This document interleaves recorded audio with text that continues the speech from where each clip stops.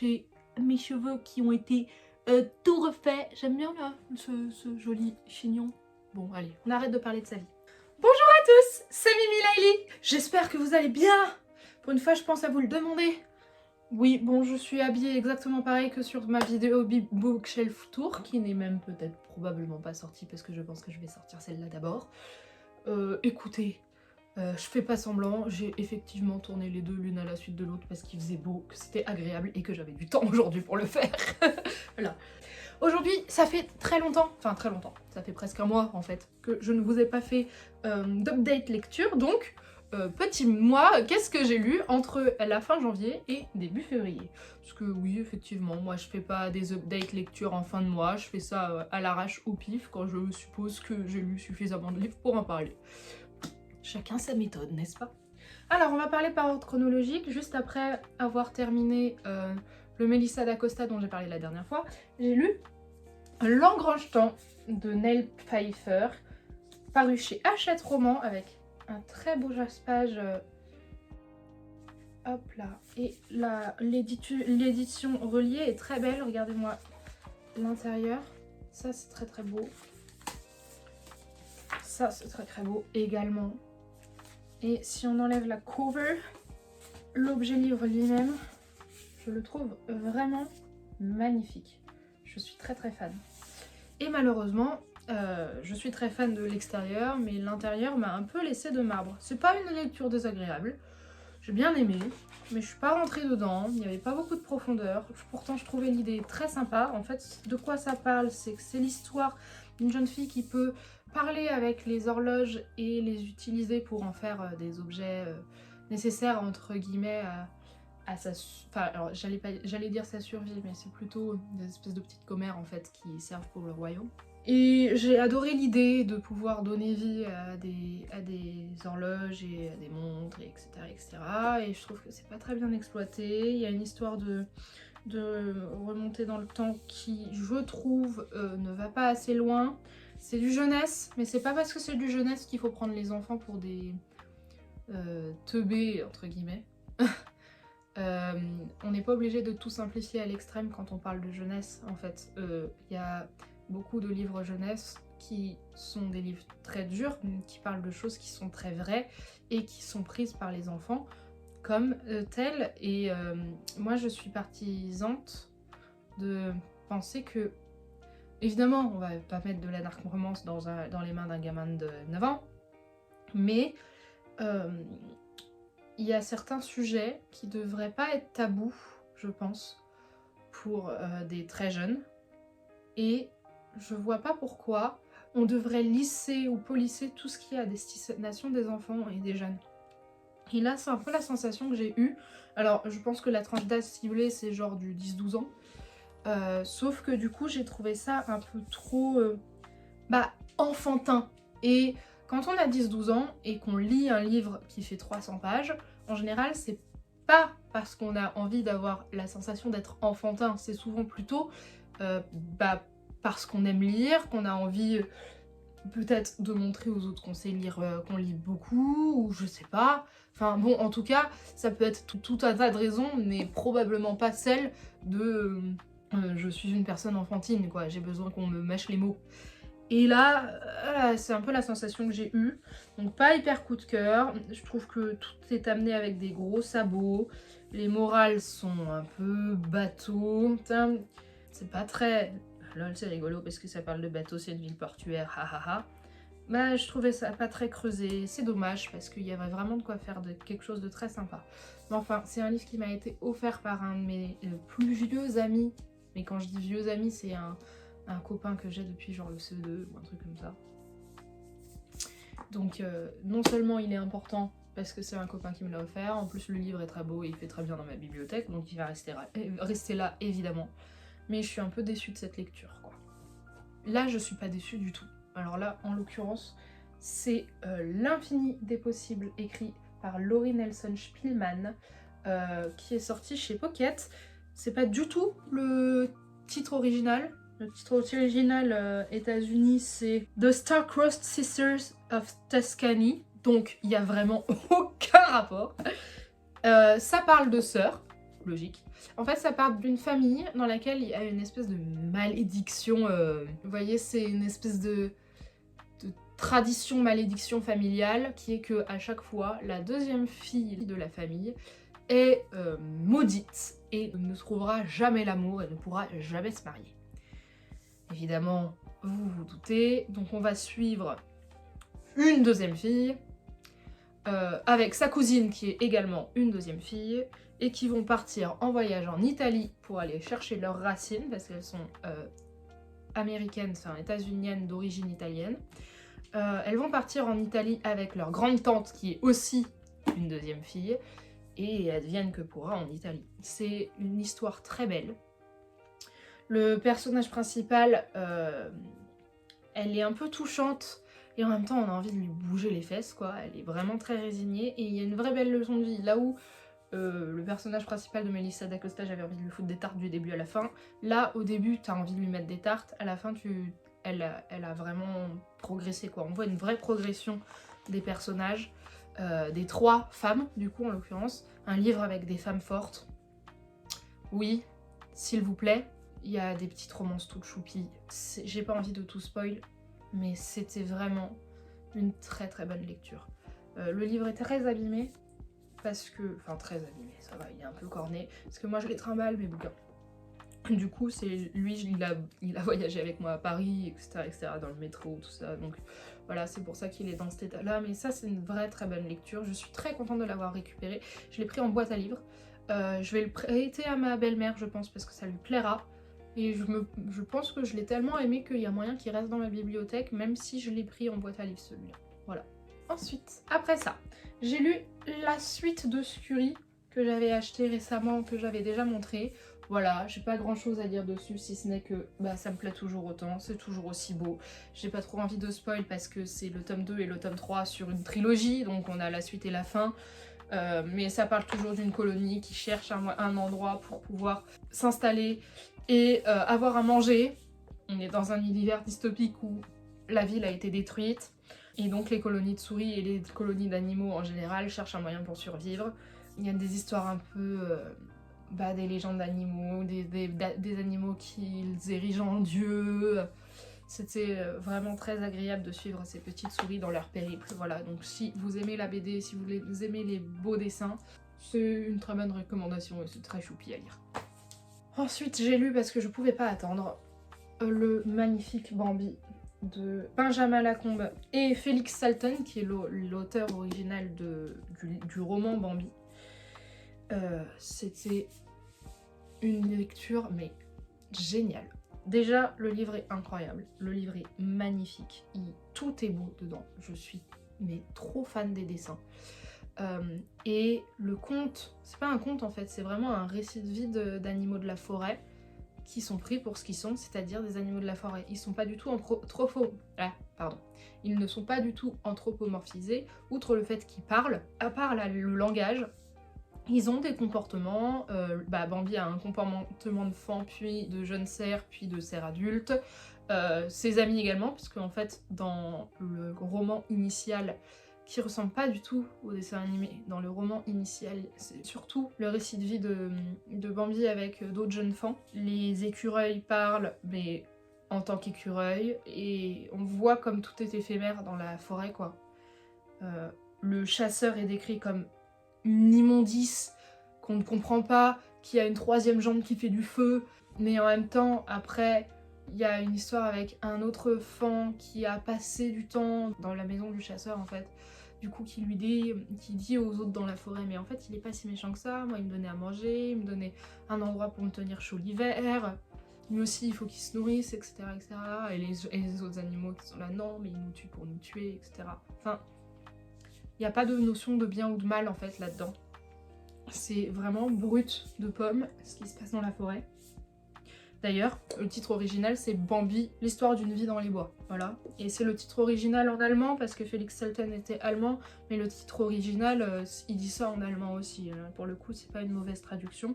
Et c'est en fait très logique. Et c'était très cocooning, très doux à lire. Et moi, vraiment, pour faire durer la lecture, j'ai picoré 1 ou 2 chapitres par soir. Je l'ai fait durer sur plus d'1 semaine parce que j'avais envie de rester dedans, quoi. Je trouvais ça trop bien. J'adorais cette lecture. Je vous montre 2-3 petites pages, mais déjà, à l'intérieur, vous avez ces trucs-là qui font penser aux saisons. Donc on avance, le temps passe. Voilà, d'ailleurs, hop, là on passe en été, on a une double page l'été et après on a les animaux d'été. Là on est au printemps, là on est à nouveau en hiver. Vous voyez, c'est vraiment magnifique. Les dessins sont incroyables. La poésie de la plume, je trouve ça magnifique. Je sais pas à quel point on en doit à la traduction française ou à quel point on en doit à l'écriture de Felix Salten. Et si j'avais bien compris, Felix Salten, il était très reconnu en Allemagne pour être un très très bon auteur. Et il y a une idéologie derrière Bambi. En fait, il a été écrit après les horreurs qui se sont passées pendant la Seconde Guerre mondiale. Et du coup, on peut faire une analogie avec les camps de concentration. Et quand on a cette lecture-là en fond, le livre prend une autre dimension, quoi. Et c'était vraiment une très bonne lecture, enrichissante. J'ai eu la sensation de me sentir grandie. Là, j'avais l'impression presque d'avoir lu un classique. Vous voyez cette sensation quand on a aimé un classique et on sort de cette lecture en se sentant intellectuellement grandi. Ben là, ça m'a vraiment fait cette sensation-là avec Bambi. Je le recommande à tous, vraiment à tout le monde. C'est très accessible, c'est très doux. Et alors, c'est très contemplatif parce que c'est la vie dans la forêt. Il n'y a pas énormément de péripéties, mais c'est justement ça qui est génial, quoi. Enfin, c'était vraiment une très bonne lecture et franchement, l'objet livre est merveilleux. Ensuite, malheureusement, après Bambi, j'ai fait une autre lecture qui, pour le coup, n'a pas été bonne du tout. J'ai lu La Confrérie de Édouard Péchard. Voilà. Alors il y a marqué édition H et A&H, mais il me semble que c'est des éditions qu'ils ont créées pour lui et un pote à lui et juste pour leurs bouquins à eux. Donc c'est pas une maison d'édition ouverte au public, donc si vous voulez, ça se rapproche plus de l'auto-édition. C'est l'histoire de quoi? C'est l'histoire, on est en Bretagne et on retrouve les corps de plusieurs adolescents qui ont été tués en forêt, dans un état lamentable, vraiment un truc un peu glauque. Et quand j'ai lu le début, je me suis dit « Oh, intéressant !» Je suis rentrée dedans tout de suite. Et en fait, après, à la suite, ça s'est dégradé. En fait, c'est censé mettre en scène des personnages qui vont servir dans leurs autres histoires après, dans leurs sagas après. C'est un genre de préquel, mais pas décrit comme un préquel, donc c'est pas nécessaire d'avoir lu la saga pour comprendre de quoi ça parle, en théorie. Enfin, c'est ce que m'avait dit Édouard Pachard, parce que je l'avais acheté sur son stand en convention. Et en l'occurrence, j'ai rien compris, quoi. Bah, tant que j'ai rien compris, c'est que ils partent tout de suite dans des théories fumeuses de... enfin, limite d'Illuminati et de complot du gouvernement, alors qu'il pourrait y avoir des explications tellement plus simples à ce qu'ils trouvent, et à chaque fois, ils trouvent une explication tarabiscotée, et c'est forcément la bonne. Le héros est dépeint comme un mec hyper intelligent et hyper sympa. Moi, je le trouvais juste désagréable. S'il vous plaît, arrêtez de faire des personnages féminins qui sont tous en pamoison devant le héros, qui tombent tous amoureuses de lui, et en un claquement de doigts, et 50 scènes de cul qui servent à rien dans un livre qui est pas du tout fait pour ça. Enfin, moi ça m'a saoulée parce que vraiment j'ai eu la sensation que il n'y avait que le héros qui existait là-dedans. Déjà, j'ai oublié les... Non, il s'appelle Thibaut, voilà. Je sais qu'il s'appelle Thibaut. Et je me souviens même plus du prénom de la meuf qui l'accompagne partout, mais c'est vraiment sa plante verte, quoi.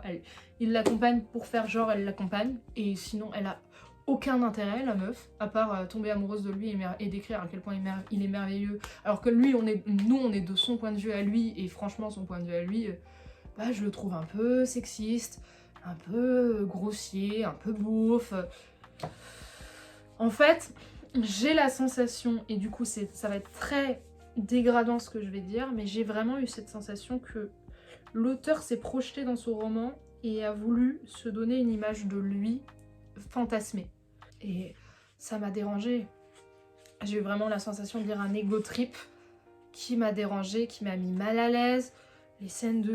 je vous dis, je les trouve pas très bien amenées, pas très utiles.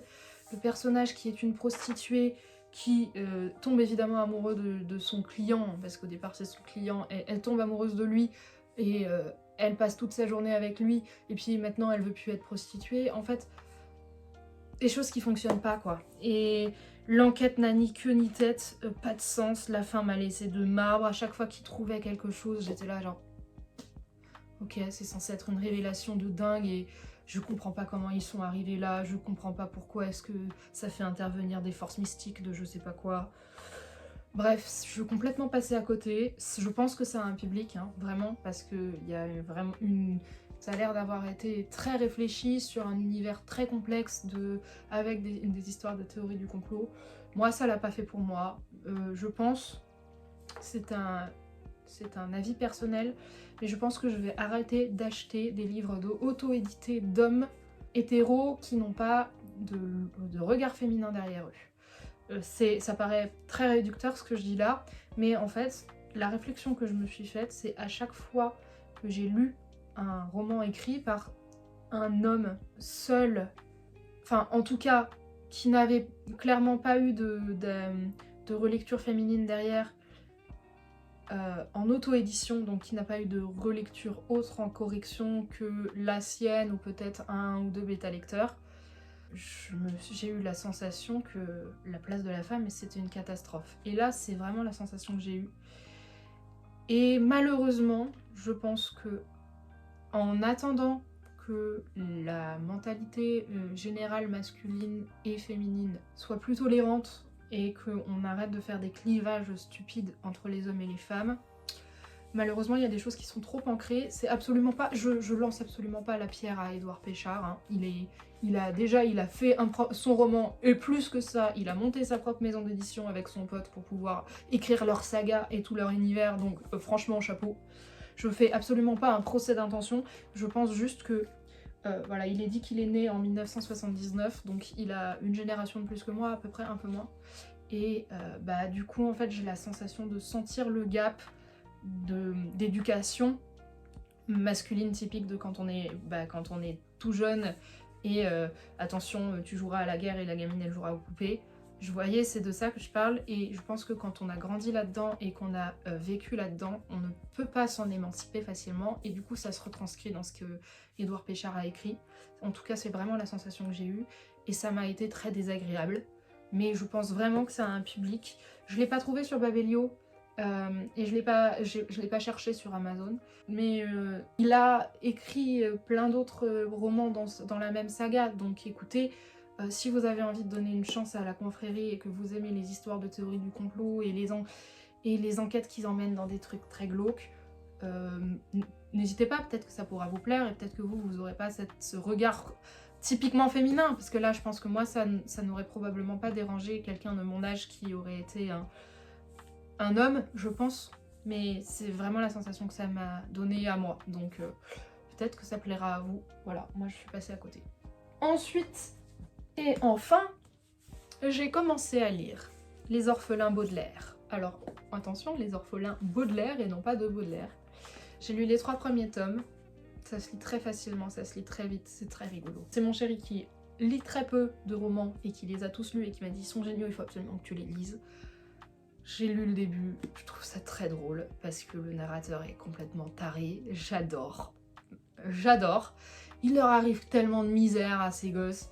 Les désastreuses aventures des orphelins Baudelaire, c'est trop bien. C'est pas un énorme coup de cœur absolu comme mon chéri aurait bien aimé que ce soit pour moi, c'est dommage. Mais c'est une très bonne série. Là je fais une petite pause parce que j'ai pas envie de faire une overdose à lire tout le temps la même chose, parce que la patte du narrateur est très particulière et c'est ce qui fait tout le charme des orphelins Baudelaire. Mais je suis contente de enfin m'être mise dedans. Voilà. Et il y a une très bonne adaptation sur Netflix, paraît-il. J'ai vu que l'épisode 1 parce que mon chéri voulait que je le voie avec lui. Je l'avais trouvé rigolo pareil, et apparemment l'adaptation colle très très bien à l'ambiance du bouquin, et c'était surtout ce qu'il fallait faire parce que c'est l'ambiance du bouquin qu'on veut retrouver en fait. C'est vraiment écrit de façon à ce qu'on se dise à la fois un peu hilarant et en même temps purée, mais il en arrive des malheurs à ces 3 pauvres gosses. Voilà. Donc voilà l'état des lieux de mes lectures depuis la quinzaine de janvier. Je suis relativement contente, j'ai un assez bon rythme de croisière. Là je suis en train de lire un livre qui s'appelle Ramania, écrit par un auteur qui s'appelle Simoni. Et là vous voyez,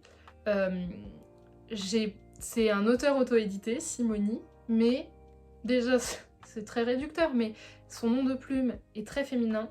Tous ses personnages principaux sont quasiment tous féminins.